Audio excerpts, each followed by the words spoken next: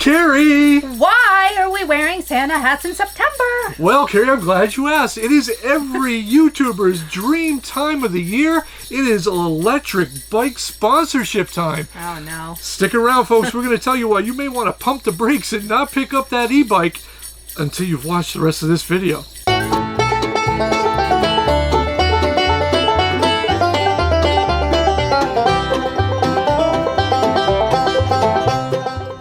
Hello, Redesigners, and welcome back to the channel. For those of you who are new here, I am Bob. I'm Karri. And in 2022, Karri and I sold everything we owned, included the cars, the boat, the house. We took nothing and put it in storage units, nothing in hiding in friends' houses. In fact, we put everything that we owned inside our 2023 22 MLE from Redesigned. And, well, you're in that here today with us. Welcome to our bedroom. Today, we're not going to talk about our bedroom habits. What we are going to talk about is, well, it's that time of the year again. You're starting to see the push of e-bikes. And what makes this different amongst every other year is actually going to be quite shocking to you. Now, for those of you who have been around our channel for a while, you know that Karri and I are big proponents of e-bikes, and we like this lifestyle. For full disclosure, Karri has an electric 3.0 bike. I have a Rattan 750 LM. And unlike the massive channels that are presenting these to you currently, we paid for ours. So no free bikes. You can check out the reviews on the Rattan bikes. We'll put that in the video description. If not, it's in our unsponsored product reviews playlist. Now, we love our e-bikes because they give us a little bit of freedom that, well, age is taken away from us. They give us a little bit of an extra boost going up hills, and yeah, it's great. We travel all over the place, and we like having them. There's some caveats to having an e-bike. They're heavy. Some of these, one of them weighs 70 pounds, the other one weighs 60 pounds. They're hard to pack into the back of the truck. They take up a lot of space. You can't just throw them in the back of the RV. You know, you get the idea. But for us, the pros have outweighed the cons until recently. Now, what makes 2023 and going into 2024 season really interesting for a lot of these RV channels that are promoting these bikes, and yes, we're seeing the same channels redo the videos again because they got yet another free bike in the mail, and that's not our problem. We don't care if they're getting free bikes. They're just, once again, not doing their homework and asking why the script is all the same across the board and why the extra push. Well, it just took a few mouse clicks, and, well, actually being a full-time RVer is something that a lot of channels don't seem to be doing much anymore these days. We've noticed that, well, RVs and e-bikes aren't going well together anymore. In fact, nationwide, these electric bike companies are running pretty scared at the moment because they're starting to see what's called a ban effect across multiple municipalities. We've seen this across college campuses. In fact, the fire department of New York does not allow them in any of their buildings. And even the happiest campground on earth, Fort Wilderness, has banned these. In fact, they are banned across all Disney properties. We're starting to see this in high-end RV resorts, and we've also seen this, well, this is pretty interesting, in a couple of thousand trails properties. Most noticeably has been PA Dutch Country in Pennsylvania, who flat out does not allow you to use the power option on your bike. You can still ride that electric bike around the property, but you have to pedal. And there's numerous reasons as to why you're seeing these bans. Now, here in Michigan, Karri and I found that Mackinac Island has banned them outright. You're not allowed to take these out on the island because their concern is battery fires, because they had some incidents up there where people were overcharging their bikes.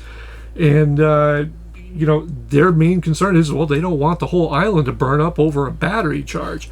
And that's an interesting point about these bikes, Karri, is that we've talked about this in past videos covering our e-bikes, is that the majority of these bikes are made in the same factory over in China. They have one basic model for, we'll call it the electric style bike, and they just slap different stickers on there, and electric gets theirs shipped over. There's a couple of Jason bikes, and there's a couple of e-hefty bikes, or whatever they're called, all over Amazon. They range anywhere from $750 to $2,000. Wow. And they're all pretty much the same bike, right? And the concern is that these bikes are not being made properly, and these batteries don't have the safeguards in them. that they should, and they're causing fires.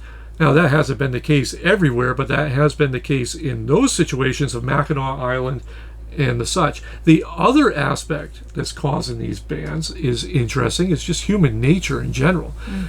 We saw this quite a bit when we were at Fort Wilderness, that while Karri and I ride our e-bikes responsibly, not everybody does. In fact, these things top out at 28 miles an hour on some models. Yep. And these kids were flying across the roadways. They're going up onto the grass. They're doing all kinds of things and coming out into traffic. And this is something that these parks are starting to take notice and saying, we just don't want them here because we don't want to deal with the hassle. Well, the problem was there wasn't even just a single rider. You had somebody up front in a basket and somebody sitting in the back. So you This had was three our favorite people one. on Yeah. this bike. This was something where, as you're starting to see the increased weight capacities of some of these bikes, Yeah. people are taking them, hey, I can throw my kid in the front basket and I can throw my kid on the back seat of these things and just drive around at 28 miles an hour and not have to worry about, the cars coming and whatnot. And we've seen a couple of wipeouts with some pretty nasty wrecks. The other side of this is, well, it's an environmental issue. And people don't want the trails beaten up by these bikes because, again, while you and I and Karri, you do a pretty good job being a responsible bike rider. I'm very slow. There's a lot of people that will just call, Chuck and Penelope are the alter egos that will just tear it up. They start doing damage to a delicate ecosystem. And a lot of these bike trails, man, they're really nice and they go through some wooded areas. And that wreaks havoc on the wildlife. In fact, there's a big debate currently, and it has not been finalized as of the end of August here, about national parks banning e-bikes.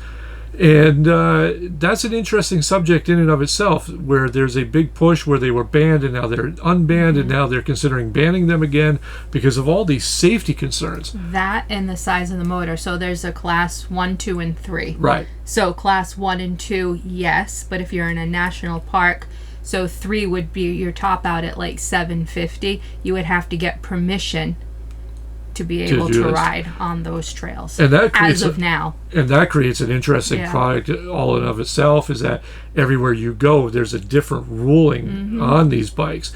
And manufacturers aren't lost to this. They know exactly what's happening, and they can see the sales of their bikes declining. And they're pumping those bikes right out to their main source, which is, it's YouTube content creators. And the content creators, once again, are not doing their due diligence, and they're not looking up the fact that these things are banned. They're just pumping out another video for you to watch. They ride them around their campgrounds. They tell you how great it is. And, this evaluation free copy that we got unsolicited, that I know we've told you to go with Bike Company A before, but now we're telling you to go to Bike Company B because, they're paying them more money to put this script out in the air. And it's just going to get worse from here on out. You're going to see a plethora of bike reviews coming your way because, they've overstocked a whole bunch of places and they want to push these units out. And this again comes into the responsibility of content creators, again, to look at the products that they're offering, that they're being offered for sponsorship, and going, hey, what's the deal here? Why am I being offered $500-$600 per video to push out the same bike that you've sent to every other YouTuber on the planet? And that's the reason. It's an interesting subject, especially if you are in need of using these bikes for what they're intended for added mobility and stuff of that nature. Now, Karri and I, again, we're big proponents of electric bikes. As long as you do your due diligence and your own research, we highly recommend it. If you are in the market for an e-bike, do your comparisons, check them out, find out what bikes are going to work from you. And, Karri and I have learned over the years, check with a local bike shop. Yeah. Don't buy anything online because you'll be one of the hundreds of thousands of people that bought them. And I point to Karri over here because this is a perfect example. Her first bike was a Rattan LM750, and she was told that she'll fit. Karri's only about 5 feet tall and found out that she couldn't touch the pedals. In all honesty, she's 5'5", but she couldn't reach the pedals from the seat in the lowest position. This is why she has the electric bike, because it's slightly smaller. And the step through, I love that though. But something we could have avoided had we not listened to YouTubers, if we had gone to a local bike shop who could have done a custom fit for her. And that's an interesting point to bring up, that if you are in the market for an e-bike, Again, highly recommend going to a local bike shop that specializes in these bikes, because they can custom fit you. And these bikes do, unlike a lot of the product reviews where they leave this part out, they require a lot of maintenance. Being folded up, putting in the back of your truck or on the back of your RV, bouncing down the highway does significant damage to these bikes, and they need adjusting constantly. Having a qualified bike repair person that can look at these and do this, especially on a bike that speeds down the road doing 30 miles an hour, is probably in your best interest.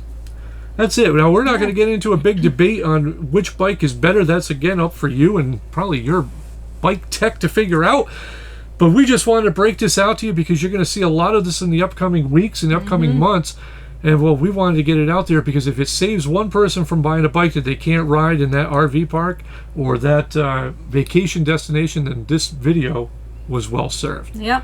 If you like this kind of content, this unsponsored, unsolicited, unscripted, as you can tell, type of video, we kindly ask that you give a thumbs up and maybe consider subscribing to the channel. We may not be big, we may not be polished, but we are honest and we try to be as transparent as possible in all our videos. Yeah, and let us know if you encountered any of those restrictions or if you agree with us, disagree with us. Leave a comment below. And at the same time, if you see us out and about on our Say e-bikes hi. and you see me with the leather jacket and the big old cap on, say hi. We'll start a bike gang. We'll call ourselves the Redesigning Leatherbacks. Sure. Yeah, I'll just hold on and just go, hi. Until next time, I am Bob. I'm Karri. And this has been Life Redesigned.